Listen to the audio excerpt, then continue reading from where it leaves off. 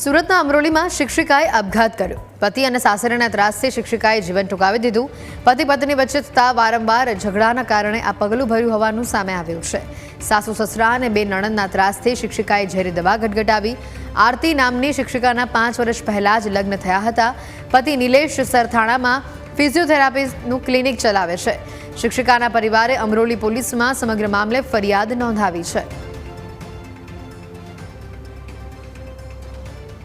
વધુ માહિતી મેળવીશું। ફોન લાઈન પર સંવાદદાતા અમિત જોડાયા છે। અમિત, આજે ફરી એકવાર ઘર કંકાસે એકનો ભોગ લીધો।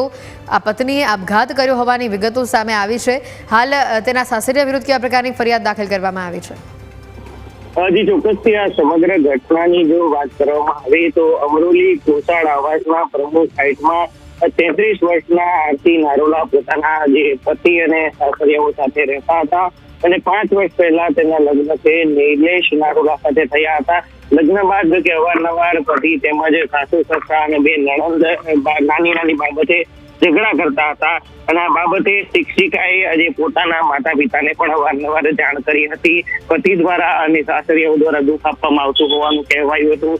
જો કે અંતે આ સમગ્ર મામલે આજે સાસરિયાઓના ત્રાસ અને પતિના ત્રાસથી કંટાળીને જે શિક્ષિકા છે તેમને અનાજમાં નાખવાની દવા પીધી હતી। ત્યારબાદ સાસરિયાઓના બાબતે જાણ થતા તેમને હોસ્પિટલ લઈ જવાયા, પરંતુ હોસ્પિટલ પહોંચે તે પહેલા જ તેમનું મોત થયું હતું। બીજી તરફ આ સમગ્ર ઘટનાને લઈ આજે શિક્ષિકા આરતી છે જેમનું મોત થયું છે, તેમના પરિવારના સભ્યોએ આજે શિક્ષિકાના પતિ તેમજ સાસરિયા વિરુદ્ધ અમરોલી પોલીસ સ્ટેશનમાં ગુનો દાખલ કરાવ્યો છે અને પોલીસે આત્મહત્યાની દુષ્પરિણામનો ગુનો દાખલ કરી આ મામલે વધુ તપાસ હાથ ધરી છે।